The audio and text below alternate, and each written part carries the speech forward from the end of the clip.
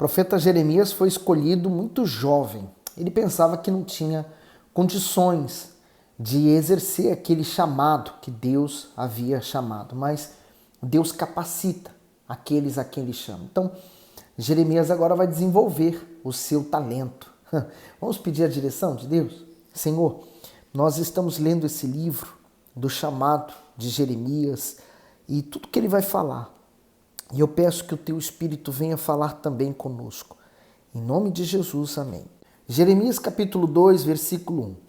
E veio a mim a palavra do Senhor dizendo, vai e clama aos ouvidos de Jerusalém, dizendo, assim diz o Senhor, lembro-me de ti, da piedade da tua mocidade e do amor do teu noivado, quando me seguias no deserto, numa terra que não se semeava.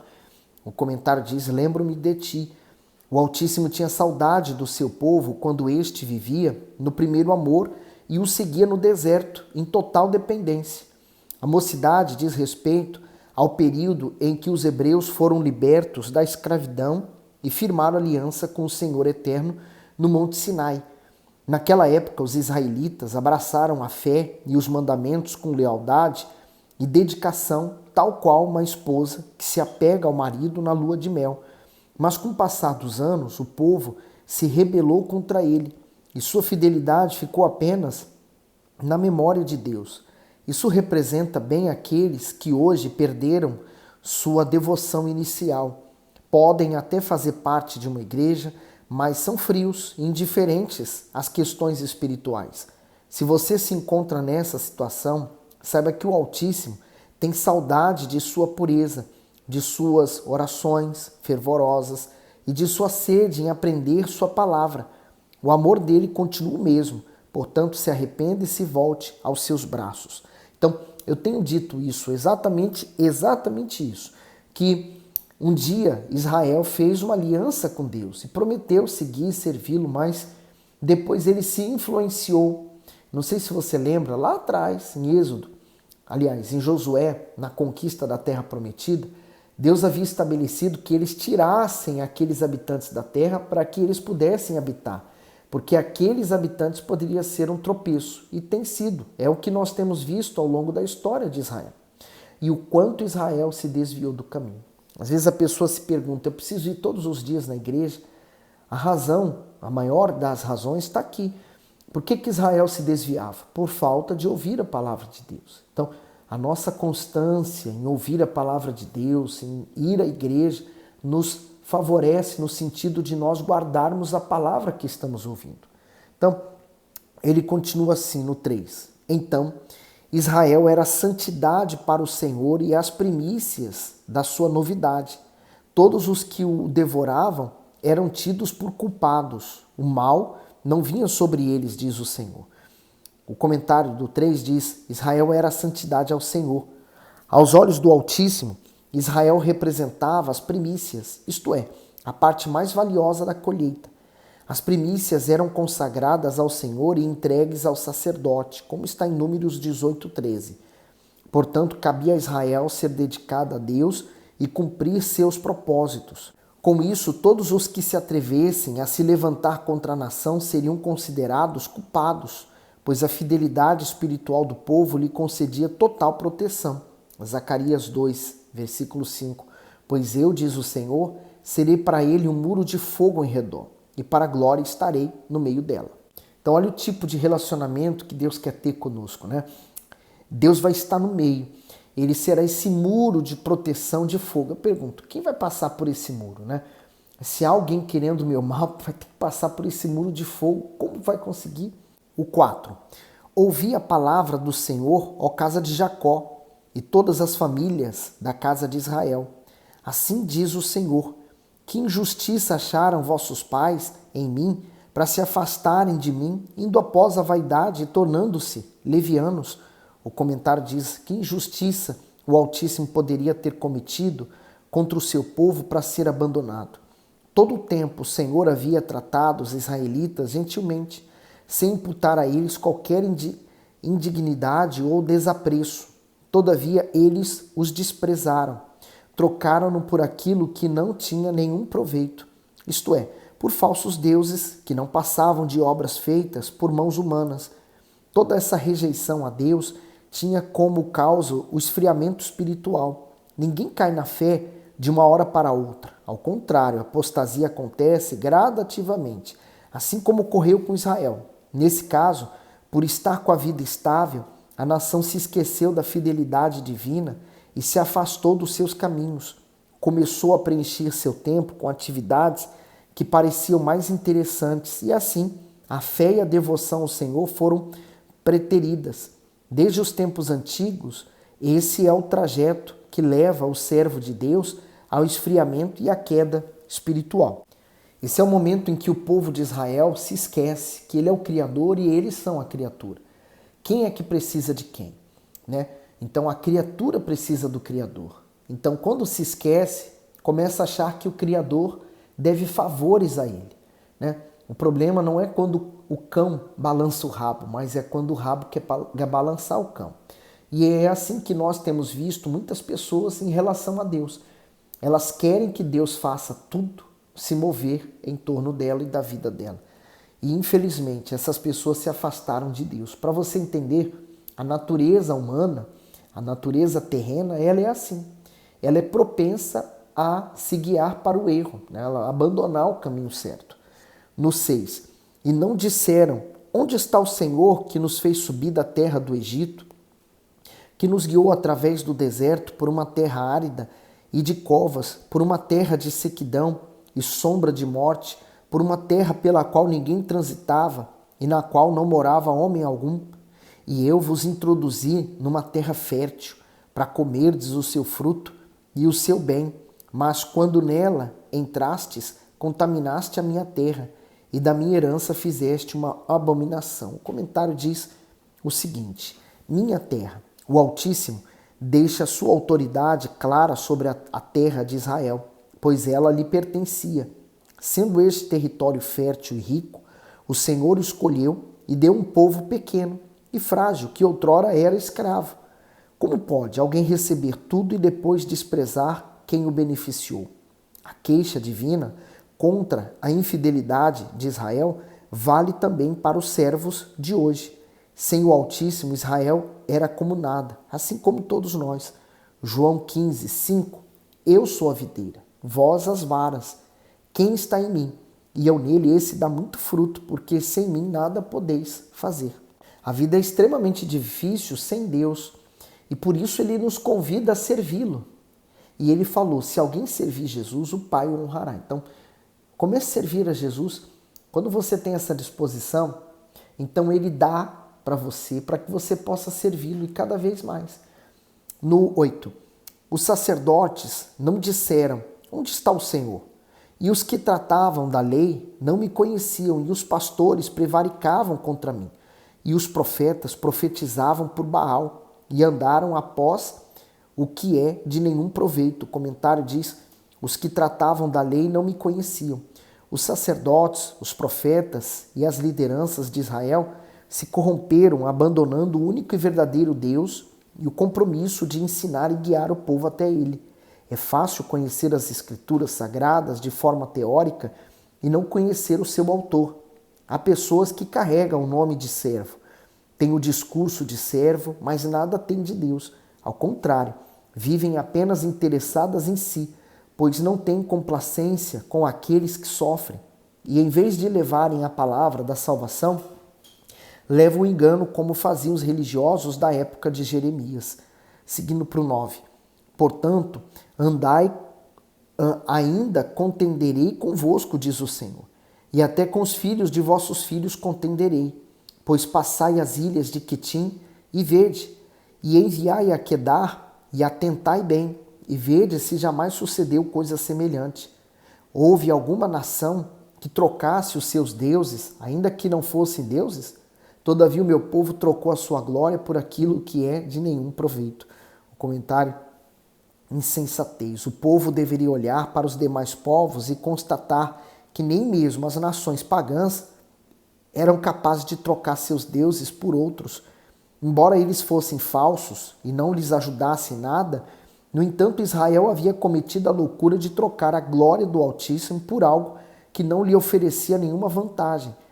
Isso mostra que muitas vezes se vê mais fidelidade e fé naqueles que vivem iludidos com falsas religiões do que em muitos cristãos que dizem crer no Deus eterno. Veja o caso do centurião romano, um gentil cuja fé motivou o Senhor Jesus a afirmar: digo-vos que nem ainda em Israel tenho achado tanta fé. Está em Lucas 7 e versículo 9. Então quer dizer, como o bispo diz aqui, né, a fé que você deve apresentar a Deus não é uma fé teórica, mas é uma fé prática. E essa fé leva você a essa crença, a esse crer em Deus, né? E o povo trocou a Deus, sabe por quê? Às vezes as pessoas elas querem muito Deus só pelos benefícios, né? Quando na verdade elas deveriam ser fiéis e leais a Deus por Ele ser Deus, e somente isso. E por eu ser criatura. Sabe, quando a gente se coloca no nosso devido lugar, então, o lugar de criatura e o lugar de criador.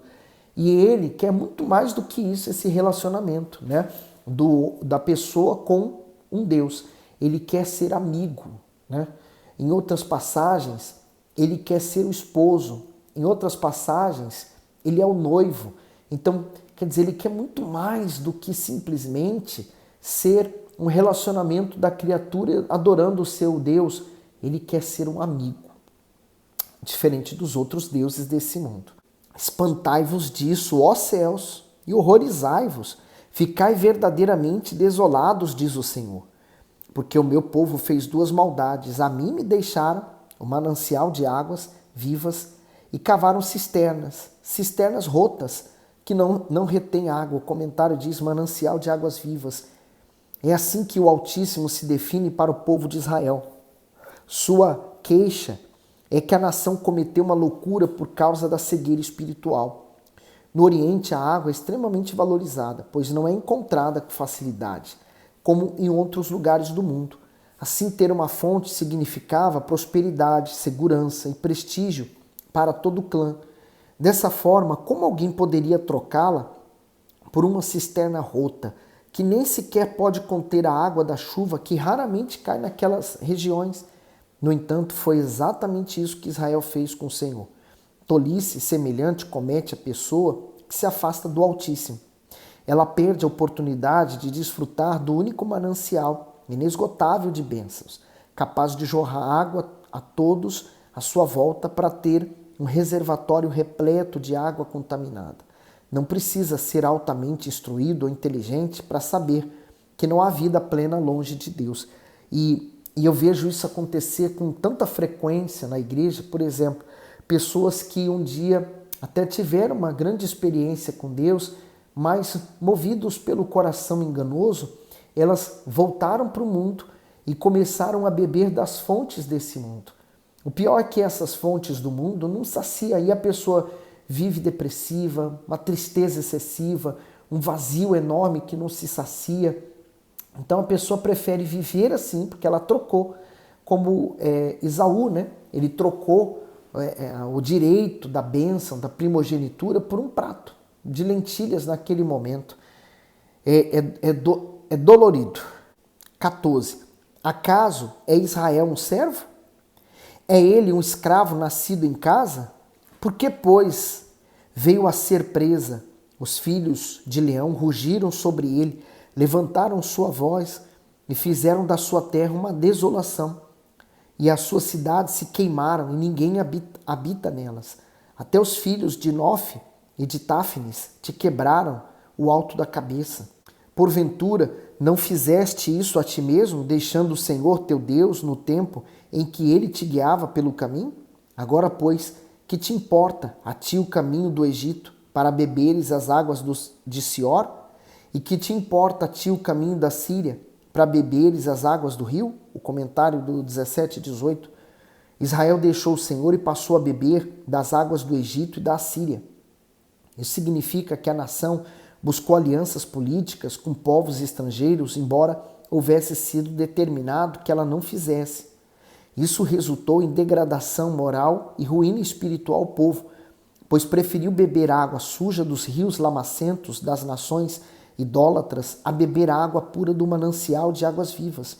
Para tentar seduzir Judá, na época, o rei da Síria chegou a dizer que a sua proteção era melhor que a do Altíssimo. Muitas pessoas cometem o mesmo erro ao trocar o banquete de Deus pelas ninharias oferecidas pelo mundo. Ao fazer essa triste escolha, se colocam na rota de destruição causada pelo mal. Porque sempre será mais fácil trocar o invisível pelo visível. Quando você usa a fé, você está trocando. O visível, você tira. E você troca pelo invisível. Por exemplo, Abraão vivia nesse mundo, mas ele já ansiava, ele tinha anseios por chegar na cidade celestial.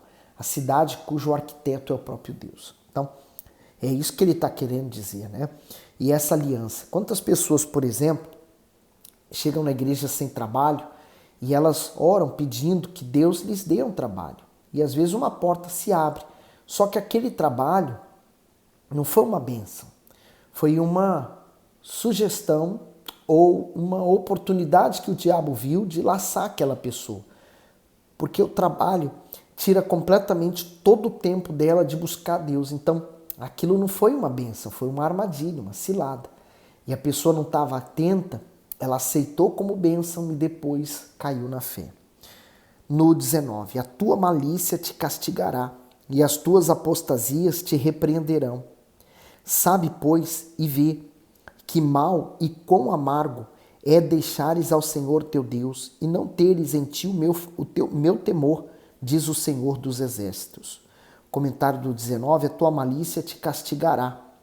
Há pessoas que aprendem somente do modo mais difícil, isto é, sentindo na pele os resultados de dor e de vergonha que o pecado traz. Não são poucos os que consideram o pecado uma fraqueza inevitável da natureza humana. E com essa desculpa têm se mantido no erro diante de Deus. Todavia as consequências são amargas, inevitáveis e proporcionais à malícia, ingratidão, irreverência escondida no pecador. Maliciosamente Israel fez alianças políticas que se tornaram ciladas para si. Isso mostra que a transgressão gera cegueira e não permite que o homem enxergue o perigo de suas ações. Ir atrás da ajuda dos povos estrangeiros foi considerado um ato de rebelião por parte de Israel e uma forma de dizer ao Senhor que a nação queria agir à sua própria maneira. É preferir o braço do homem do que o braço de Deus. Que troca mais maluca. Versículo 20. Quando eu já há muito quebrava o teu jugo e rompia as tuas ataduras, dizias tu, nunca mais transgredirei, contudo, em todo o outeiro alto e debaixo de toda árvore verde, te andas encurvado e prostituindo-te. Eu mesmo te plantei como vide excelente, como semente inteiramente fiel. Como, pois, te tornaste para mim uma planta degenerada como a vide estranha? Por isso, ainda que te laves com salitre e amontoes sabão, a tua iniquidade está gravada diante de mim, diz o Senhor Deus. Como dizeis logo, não estou contaminada, nem andei após a Balaíns. Vê o teu caminho no vale, conhece o que fizeste? Dromedária ligeira és, que anda torcendo os seus caminhos. Jumenta montês, acostumada ao deserto, que conforme o desejo da sua alma, sorve o vento. Quem o deteria no seu cio? Todos os que buscarem não se cansarão, no mês dela a acharão. Evita que o teu pé ande descalço e a tua garganta tenha sede, mas tu dizes, não há esperança, porque amos os estranhos, após eles andarei. Como fica confundido o ladrão quando o apanha, assim se confundem os da casa de Israel, eles, os seus reis, os seus príncipes e os seus sacerdotes e os seus profetas, que dizem ao pau, tu és meu pai, e à pedra, tu me geraste, porque me viraram as costas e não o rosto, mas no tempo da sua angústia dirão, levanta-te e livra-nos. Onde, pois, estão os teus deuses que fizeste para ti? Que se levantem e se te podem livrar no tempo da tua angústia, porque os teus deuses, ó Judá, são tão numerosos como as tuas cidades. Por que contendeis comigo, todos vós, transgredistes contra mim, diz o Senhor. E o comentário diz assim: o Altíssimo usa metáforas para fazer Israel entender que estava sendo infiel a ele. Para que a nação compreendesse a sua deslealdade para com o Senhor eterno, foram utilizadas algumas ilustrações. A esposa que se torna prostituta, a mulher que antes era fiel agora se entrega publicamente aos amantes, a vide excelente, a semente pura de videira nobre escolhida pelo próprio Deus se transforma em planta degenerada, a imundície. Nenhum mecanismo de limpeza pode limpar a sujeira do pecado. A dromedária vagando sem rumo, um povo confuso que andava atrás de qualquer direção, a jumenta no cio, a mais dura comparação da nação ao ser relacionada a um animal no cio. Isso significa que Israel agia de forma selvagem, descontrolada, insaciável pelos seus pecados, o ladrão pego em flagrante. A nação não teria como negar suas inclinações para o mal. Assim como o povo de Israel, muitos andam segundo a própria carne, se inclinando para as próprias cobiças, mesmo depois de terem sido libertos do jugo do diabo. Se enganam. Quem pensa que a prática religiosa é capaz de refrear esses impulsos, embora os israelitas mantivessem seus rituais e suas cerimônias dedicadas a Deus, estavam totalmente afastados dele. Quanta coisa nós podemos aprender nesse pedacinho desse texto, né? E na explicação que o bispo dá aqui nesse comentário. Então, é para nós pensarmos, né? Quanto que a nação de Israel se voltou contra Deus. E aqui você vê o esforço de Deus em querer fazer a nação voltar-se para ele. No 30, em vão castiguei os vossos filhos, eles não aceitaram a correção. A vossa espada devorou os vossos profetas como um leão destruidor. Ó geração, considerai vós a palavra do Senhor. Porventura tenho eu sido para Israel um deserto, ou uma terra de mais espessa escuridão? Porque, pois, diz o meu povo, temos determinado, não viremos mais a ti. Só consigo ver uma coisa, a ingratidão, né? A ingratidão fez esse povo virar as costas para Deus, mesmo com Deus tendo feito tudo por eles. 32. Porventura, esquece-se a virgem dos seus enfeites, ou a noiva dos seus adornos? Todavia o meu povo se esqueceu de mim por inumeráveis dias. O comentário diz, o meu povo se esqueceu de mim. Para ilustrar o comportamento ingrato da nação de Israel, Deus usa o exemplo de uma jovem noiva que tem apego às suas vestes e aos seus adornos e que por isso jamais se esquecerá de suas peças favoritas. Porém, o Altíssimo era tratado como alguém com menos valor que braceletes, anéis e vestidos. Depois de receber numerosos favores, Israel deixou o Senhor, o seu inestimável tesouro. 33. Por que ornamentas o teu caminho para buscares o amor? Pois até as malignas ensinaste os teus caminhos, até nas orlas dos teus vestidos se achou o sangue das almas dos inocentes e necessitados. Não cavei para achar, pois se vê em todas essas coisas. E ainda dizes, eu estou inocente, certamente a sua ira se desviou de mim. Eis que entrarei em juízo contigo, porquanto dizes, não pequei. Por que te desvias tanto, mudando o teu caminho? Também do Egito serás envergonhada, como foste envergonhada da Assíria. Também daqueles sairás com as mãos sobre a tua cabeça, porque o Senhor rejeitou a tua confiança. Não prosperarás com eles. Um capítulo bem intenso, né? E com muita coisa forte. Agora você imagina, né? Aquelas palavras chegando aos ouvidos daquele povo em Jerusalém. Um povo tão arrogante, orgulhoso, prepotente, egocêntrico. Então, naquele momento, não havia nem sinais de que eles poderiam perder uma guerra, porque eles fizeram alianças com o Egito, a Síria, estavam em pleno vapor, né? Tudo bem, estava tudo ótimo, mas Deus estava já anunciando o que haveria de vir pela frente. Então, imagine aquele povo que estava tão bem ouvindo essas palavras, né? Então, Então essas palavras eram intragáveis. Eram aquelas palavras que ninguém queria ouvir. Então, aí você começa a entender por que Jeremias vai ser tão rejeitado. Né? Tá aí a explicação. Agora imagine a dor que o profeta sentiu ao ver tudo que Deus iria fazer e aquela nação dando de ombros. Né? Olha, pouco importa o que você está falando. Quantas pessoas hoje ouvem os pastores falando, né, o apelo do pastor, o apelo à salvação, e tem muitas pessoas na igreja que elas simplesmente fazem assim, dão de ombros. Cuidado para que isso não aconteça com você e você perca a chance. Tá bom? Que Deus continue abençoando e iluminando você. Fique bem.